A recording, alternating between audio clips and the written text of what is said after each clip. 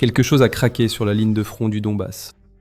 Poutine peut le sentir, même s'il ne veut pas l'admettre. Chaque échéance qu'il fixe pour la chute du Donbass passe sans résultat. Il en sera de même pour la dernière échéance, qui prévoit que le Donbass soit aux mains des Russes d'ici là, fin 2026. Cela n'arrivera pas, Poutine le sait. Maintenant, il ne fait que retarder l'inévitable, fiant la réalité. Ce que le dirigeant russe ne veut pas admettre, et qu'il ne veut surtout pas que le reste du monde voie, c'est que l'offensive du Donbass s'est déjà effondrée. 2 bataillons sont anéantis chaque jour. L'armée russe n'est pas en plein essor, elle est en ruine. À bout de force, tout ce que cette armée peut faire maintenant, c'est lancer des assauts jusqu'à ce que cela devienne insoutenable et que l'inévitable se produise. La Russie échoue. Ce n'était pas prévu ainsi. Lorsque la Russie a entamé l'année 2026, Poutine pensait qu'il détenait tous les atouts. À l'époque, les négociations de paix portaient sur la demande russe que l'Ukraine cède le Donbass. La Russie poursuivait aussi sa campagne contre les infrastructures énergétiques de l'Ukraine. Cela causait déjà d'énormes dégâts, et à la fin du mois de janvier, cela avait détruit 8,5 gigawatts de la production d'électricité de l'Ukraine, soit presque la moitié de la capacité totale du pays. Dans l'esprit de Poutine, tout était suffisamment en place. 2026 serait l'année où le Donbass tomberait enfin. La Russie prévoyait une vaste offensive au printemps et en été pour garantir cela. Ces cibles étaient les 4 villes qui composent la ceinture fortifiée de Donetsk: Konstantinivka, Drouchkivka, Kramatorsk et Sloviansk. Une à une, ces villes tomberaient. Les soldats ukrainiens souffriraient d'épuisement et d'un arrière paralysé, bloquant ravitaillement et relève. D'abord Konstantinivka s'effondrerait, puis le reste. Avançons jusqu'à la fin, juillet 2026, et la réalité est bien différente de ce qu'imaginait Poutine. Ces 4 villes de la ceinture fortifiée tiennent toujours. Certes, la Russie affirme occuper Konstantinivka. Poutine lui-même a fait cette déclaration, mais elle a été immédiatement démentie par les généraux ukrainiens. En réalité, la Russie n'a fait qu'infiltrer quelques soldats dans la ville, créant des zones grises où personne n'exerce un contrôle total. Ce n'est pas une occupation, c'est un échec déguisé en succès.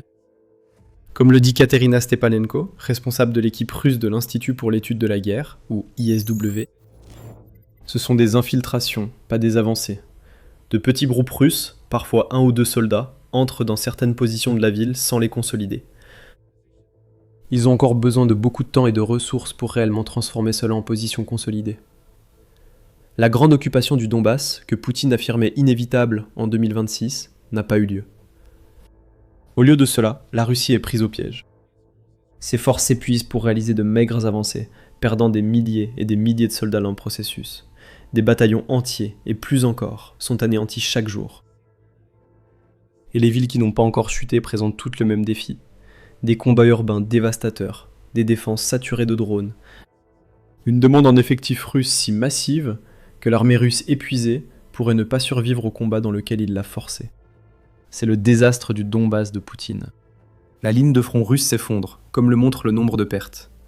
Poutine aurait dû voir tout cela venir. Il ne l'a pas fait, et ce n'était pas seulement par arrogance, comme vous le verrez bientôt. Mais il aurait dû.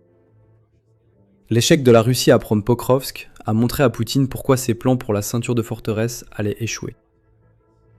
La Russie contrôle aujourd'hui la majeure partie de Pokrovsk, bien que les combats fassent toujours rage dans la région. La Russie a mis des années à prendre cette ville, qui, bien qu'importante, est pourtant bien plus petite que les 4 localités de la ceinture de forteresse qui lui font désormais obstacle. Il est difficile d'obtenir des chiffres précis sur les pertes. Bien que l'analyste militaire et ancien Navy SEAL américain Chuck Ferrar estime le nombre de soldats russes perdus dans cette ville à environ 250 000. C'était le grand avertissement pour Poutine, il n'y a pas prêté attention. Maintenant, le problème de Donetsk pour la Russie est clair. Les 4 villes de la ceinture de forteresse face aux forces russes sont plus grandes, plus dangereuses et mieux fortifiées que ne l'a jamais été Pokrovsk. Il en va de même pour la zone entre Pokrovsk et cette ceinture. L'échec russe à prendre rapidement Pokrovsk a donné à l'Ukraine le temps de construire des fortifications derrière la ville, que les forces russes doivent encore franchir pour espérer atteindre le front de la ceinture de forteresse. Ferrar estime à 200 000 les pertes pour chacune des 4 villes fortifiées. C'est une estimation très prudente. Il est bien plus probable que Poutine sacrifiera 1 autre million de soldats russes avant de pouvoir revendiquer Donetsk et, par extension, le Donbass. La Russie ne peut éviter ces pertes, n'étant pas capable d'attaquer la ceinture de forteresse de tous les côtés. Chaque ville doit être prise séparément, Konstantinivka étant la première. Ce que nous avons vu derrière Pokrovsk arrive aussi dans 3 autres villes. Tant que Konstantinivka tient et coûte à la Russie des dizaines de milliers de soldats, l'Ukraine prépare la ville suivante, puis la suivante. Un hachoir à viande d'une ampleur massive a été créé dans le Donbass, et Poutine y envoie simplement des soldats, comme s'ils étaient du bétail, prêts pour l'abattoir. En ce moment, la Russie perd 2 bataillons par jour dans son offensive sur Donetsk, au minimum. Sur le champ de bataille, l'information, c'est le pouvoir. Mais une bataille reste invisible. Chaque jour, des courtiers en données collectent, regroupent et vendent vos données personnelles sans votre connaissance ni votre consentement. Notre sponsor du jour, Inconi, vous aide à effacer ces données de centaines de bases de données en seulement quelques clics. Vos données personnelles et familiales, comme adresse et téléphone, pourraient être en ligne sans que vous le sachiez. Cela peut entraîner des appels indésirables, des arnaques et des vols d'identité. C'est dangereux pour vous et votre famille. C'est pourquoi j'utilise Inconi. Inconi trouve automatiquement où vos informations personnelles sont exposées et envoie des demandes de suppression en votre nom. Ils ne peuvent pas vous nuire s'ils ne peuvent pas vous trouver. Et avec le forfait illimité, vous pouvez aller encore plus loin. Collez simplement le lien d'un site exposant vos données. Et les experts en confidentialité d'Inconi prendront en charge les suppressions personnalisées.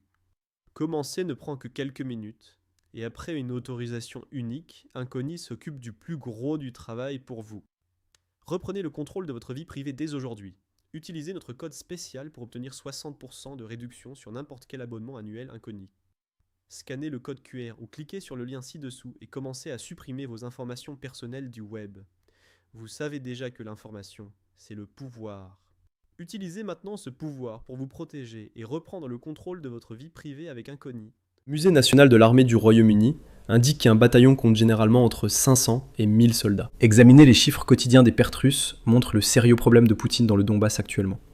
Prenons les 24 heures avant le 30 juillet. La Russie a perdu 1360 soldats en une seule journée, ce qui équivaut à entre 1,5 et presque 3 bataillons, selon les chiffres. Élargissons notre champ d'action. Juin a été un mois terrible pour la Russie, un record en 2026. En termes de pertes, puisque l'Ukraine a infligé 39 490 pertes à la Russie au cours du mois. Divisez ce chiffre par 30 et vous obtenez en moyenne 1316 pertes par jour. Perdre environ 2 bataillons par jour dans le Donbass n'est pas un cas isolé pour la Russie. C'est la norme. Mode opératoire habituel pour une campagne du Donbass qui va d'un désastre à l'autre. L'offensive de printemps à Donetsk a échoué. À la fin d'une saison qui était censée livrer au moins une partie de la ceinture de forteresse, les forces russes avaient à peine progressé, et elles étaient en retraite. Ailleurs en Ukraine, à Dnipro, Petrovsk et Zaporizhia, où les contre-attaques ukrainiennes ont repris des centaines de kilomètres carrés. Comme l'a déclaré Ivan Timochko, chef du conseil des réservistes des forces terrestres ukrainiennes, ils affirmaient que Poutine prenait tous les risques et qu'il fallait abandonner Donetsk, car les Russes perceront la défense et approcheront Kiev. Et maintenant, une campagne de printemps ratée. Nous en sommes à environ 2 mois de la campagne d'été à l'heure où nous parlons, et nous savons qu'à la fin du mois d'août, nous allons livrer le même message. La campagne d'été de Poutine dans le Donbass échouera comme celle du printemps. En somme, ces campagnes, et les 2 premiers mois de 2026, n'ont pas apporté grand-chose à la Russie jusqu'à présent. L'ISW l'a révélé dans son évaluation du 22 juillet, concernant la campagne offensive de la Russie. À ce stade de l'année, l'ISW a estimé que les forces russes n'avaient conquis qu'un total net de 81,1 km² de l'Ukraine en 2026. Nous ne faisons pas d'erreur ici, 81,1 km². Une contre-offensive ukrainienne qui a repris. 626,85 km² a considérablement réduit ce chiffre. Mais même en retirant cela de l'équation, la Russie n'aurait gagné qu'environ 700 km², grâce à une offensive censée permettre de conquérir le Donbass. C'est pathétique.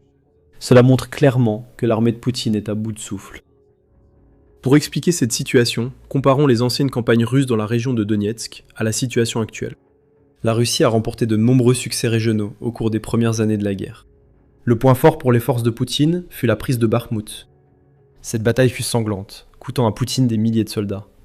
La Russie a mobilisé toute la puissance de ses unités mécanisées, alors que l'Ukraine n'avait pas encore la stratégie de zone de destruction par drone actuelle.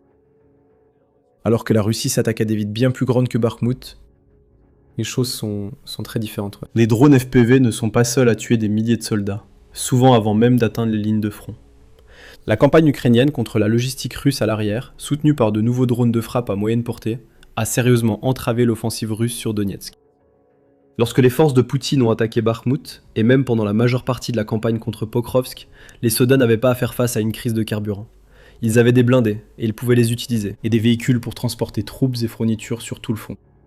Aujourd'hui, la Russie doit faire face au fait que ses 10 principales raffineries sont toutes endommagées, fait rare affirmant que la production totale de carburant de ces raffineries a diminué de 65%. Ce type de choses a un impact majeur sur le champ de bataille. Les soldats qui se rendaient autrefois à l'assaut en véhicule doivent désormais marcher, devenant ainsi des cibles faciles pour les drones. La Russie ne peut plus lancer d'assauts mécanisés massifs et doit miser sur des infiltrés pour créer des zones grises, ralentissant nettement ses avancées. Et lorsque 2 bataillons sont anéantis chaque jour, cela ne fait qu'aggraver la situation, ce qui donne ce que nous voyons aujourd'hui à Donetsk et dans l'ensemble de la région du Donbass, l'effondrement total de l'offensive russe. Ici, l'armée russe est à bout de souffle dans le Donbass, et le pire pour la Russie, c'est que Poutine ignore la situation. Il est étrange que le dirigeant russe avance des affirmations extravagantes, comme prétendre que Konstantinivka a été prise, alors qu'elles peuvent être facilement démenties. Poutine fait ces déclarations pour une raison, pas seulement pour donner une fausse impression de puissance. Vous saurez bientôt pourquoi, mais d'abord, rappel, vous regardez l'émission Militaire. C'est le type d'analyse que vous souhaitez. Abonnez-vous pour ne rien manquer de nos vidéos quotidiennes. Donc, Poutine doit paniquer à propos du Donbass, n'est-ce pas? Il voit qu'aucune de ses échéances n'est respectée, donc cela doit vouloir dire que quelque chose ne va pas. Et peut-être que Poutine est assez lucide pour savoir que ces choses ne sont pas bonnes pour la Russie en ce moment. Il est probable qu'il ignore l'ampleur de l'échec de son offensive dans le Donbass. Pourquoi? Alors que Poutine exige des progrès, ses généraux complotent pour cacher la réalité à leur chef. Après tout, ce sont eux qui risquent leur tête s'ils doivent aller voir Poutine et dire « Monsieur ». En réalité, Konstantinivka n'est pas tombée. Nous sommes loin de la prendre, et nous avons à peine entamé la ceinture de forteresse. On dit de ne pas s'en prendre aux messagers, mais rien n'interdit qu'il ait un accident en passant par une fenêtre ouverte. Poutine, pour renforcer son pouvoir, s'est entouré de flatteurs et de menteurs. Ses principaux généraux ne voient pas la victoire comme leur mission, mais cherchent à plaire à Poutine. Rendre Poutine heureux lorsqu'il pose des questions sur Donetsk implique de lui mentir. Nous ne sommes pas seuls à l'affirmer. Dans un rapport de juin, le Financial Times a interrogé 2 anciens hauts responsables du Kremlin. Les 2 ont confirmé que Poutine vit de plus en plus dans l'illusion sur les progrès russes en Ukraine et les avancées technologiques, car ces hauts responsables lui mentent. Valery Gerasimov, qui est le chef d'état-major général de l'armée russe, est l'architecte de l'illusion qui entoure Poutine. Le dirigeant russe fait tellement confiance à cet homme qu'il demande 3 briefings par jour à Gerasimov. Comme l'a noté l'un des anciens responsables du Kremlin, Poutine est vraiment sous l'influence des militaires, qui sont très doués pour le manipuler. Il le comprend, mais il les croit vraiment, et les laisse faire. Cette illusion pousse Poutine à des déclarations extravagantes, comme sur Konstantinivka, ou lorsqu'il dit que les soldats russes n'ont pas à craindre de perdre l'accès à Starlink, car la Russie aurait un équivalent, peut-être même supérieur à certains égards. Cet équivalent semble être le projet Internet par satellite à Razvet. Ce projet a lancé ses 16 premiers satellites en mars 2026, et il n'est même pas encore opérationnel. Starlink compte plus de 10 200 satellites. Dans quel monde Razvet est-il comparable à Starlink? Celui de Poutine, et de lui seul. Probablement parce que ses lèche-bots lui ont dit que Razvet sera aussi bon que Starlink. Et c'est là le grand problème de Poutine. Malgré toutes ces grandes déclarations sur le Donbass, il n'a aucune idée de ce qui se passe réellement pour la Russie sur le front. C'est pourquoi Poutine surestime constamment le potentiel de la Russie et ses chances de gagner en Ukraine. Bien qu'il affirme surveiller les informations provenant de plusieurs sources, y compris la communauté des blogueurs militaires russes, Poutine n'écoute que ceux qui lui sont les plus proches. Peut-être pas des gens de confiance, mais des personnes qu'il contrôle et qui lui disent ce qu'il veut entendre, comme Gerasimov. À mesure qu'il sombre dans son délire, l'armée russe s'effondre, pas seulement au front. La machine de guerre de Poutine s'effondre de l'intérieur, sous la campagne de frappe à longue portée menée par les opérateurs de drones ukrainiens. Nous avons mentionné les raffineries russes et les pénuries de carburant sur le front de Donetsk. Le problème dépasse ce secteur du champ de bataille. Il y a des pénuries de carburant sur l'ensemble du front, et même à l'intérieur de la Russie, car l'Ukraine paralyse l'infrastructure énergétique russe. Les raffineries sont frappées, depuis les régions frontalières jusqu'à Omsk, en Sibérie, au cœur de la Russie. Les drones ukrainiens ont dû parcourir plus de 2500 km pour cette frappe en particulier. Cela montre que l'Ukraine peut désormais frapper presque toute cible stratégique en Russie, à sa discrétion. L'Ukraine cible aussi fréquemment des dépôts de pétrole, bloquant le transport de carburant. Elle isole la Crimée en frappant des camions-citernes dans les territoires occupés et en attaquant des navires de la flotte fantôme en mer d'Azov et en mer Noire. Le 9 juillet, Pravda a rapporté que l'Ukraine avait mis hors service jusqu'à 40% de la capacité totale de raffinage de la Russie, en tenant compte des raffineries à la fois dans et en dehors du top 10 mentionné par Ferrar. L'Ukraine frappe aussi les réseaux logistiques en Russie, comme lors des attaques contre Whiteberries. Plus de 15% des entrepôts de cette entreprise ont été détruits au 30 juillet, selon l'UNN. C'est la manière de l'Ukraine de faire souffrir le peuple russe, et de se venger d'une entreprise fournissant du matériel militaire et des drones aux troupes de Poutine. La colère règne en Russie. Les gens se battent dans les rues parce qu'ils ne peuvent pas acheter de carburant, alors on peut seulement imaginer la tension qui règne sur le front. Les photos de la campagne de blocus logistique de l'Ukraine, marquée par des frappes de drones d'attaque à moyenne portée contre les convois russes, expliquent pourquoi les forces russes au front sont si mal équipées. Il est difficile d'aller au combat avec du carburant, de la nourriture et de l'équipement quand tout est détruit loin de la destination.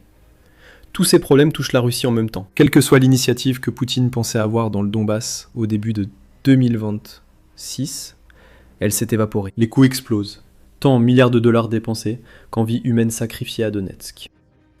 Les pertes russes sont désormais telles que les 27 000 volontaires recrutés chaque mois ne suffisent plus à les compenser. L'Ukraine est aussi plus efficace. Elle construit des drones par millions, avec 500 000 drones d'attaque FPV fabriqués chaque mois. La prolifération massive de ces drones explique en grande partie pourquoi la Russie subit désormais 8 pertes pour chaque blessé ou mort ukrainien, selon le Centre d'études stratégiques et internationales. Une chose est plus claire que tout le reste. Poutine doit changer quelque chose. Mais il ne le fera pas.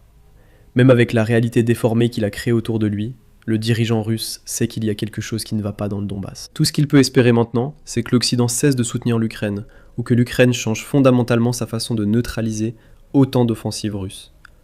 Aucune de ces perspectives ne semble probable. Au lieu de collaborer avec ses commandants pour changer les choses, Poutine refuse d'agir sur le système corrompu qu'il a créé, car celui-ci l'a toujours servi. Cependant, l'échec de l'armée russe est indéniable. Même si Poutine semble mal informé, il sait qu'une campagne qu'il pensait finir en quelques jours, mais qui dure depuis près de 5 ans, le menace. La paranoïa a supplanté la politique. Le dirigeant russe passe désormais son temps à se cacher dans des bunkers, loin de toute personne susceptible de le destituer après les échecs de la Russie à Donetsk et ailleurs. La sécurité personnelle autour de Poutine a été renforcée en 2026, alors que Poutine confie davantage de pouvoir au FSB russe. Les collaborateurs de Poutine, tels que ses chefs et gardes du corps, ne voyagent plus en transport public et n'utilisent que des téléphones sans internet. Quiconque rend désormais visite à Poutine doit passer 2 contrôles de sécurité pour s'assurer qu'il ne représente aucun danger, rapporte CNN. Tout ce que fait Poutine ici, c'est s'isoler du désastre qu'il a lui-même créé. Rien de tout cela ne changera ce qui se passe dans le Donbass. Au contraire, la situation là-bas ne fera qu'empirer. Quiconque aurait le courage de dire la vérité à Poutine ne pourra pas franchir les multiples contrôles de sécurité. Ils seront arrêtés dès que les sbires de Poutine comprendront qu'ils risquent de contrarier un homme obsédé par le contrôle et aveugle à la réalité. Quant à Donetsk, la région ne tombera pas sous l'emprise de Poutine d'ici la fin 2026, ni d'ici la fin 2027 ou 2028. Au rythme actuel de l'avancée de la Russie, les forces de Poutine auront besoin d'environ 14 ans pour finalement capturer Donetsk, rapporte Al Jazeera. Si ce n'est pas le signe de l'effondrement total d'une offensive censée offrir le Donbass à Poutine d'ici fin août, alors nous ignorons ce que c'est. La Russie aura du mal à progresser à Konstantinivka d'ici la fin de l'année, sans parler de prendre le Donbass. Cette annonce selon laquelle la ville avait été prise ne s'est d'ailleurs pas très bien passée pour Poutine. Juste après sa déclaration, le régiment Skalia d'Ukraine a prouvé son erreur. Les rares Russes entrés en ville sont tombés dans un piège tendu par Skalia. Et vous pouvez découvrir comment en regardant notre vidéo. Et si vous aimez cette vidéo, nous en avons beaucoup d'autres à vous proposer dans notre émission militaire. Abonnez-vous dès aujourd'hui et activez la cloche de notification pour être parmi les premiers à voir nos dernières vidéos. Et merci, comme toujours, de nous regarder.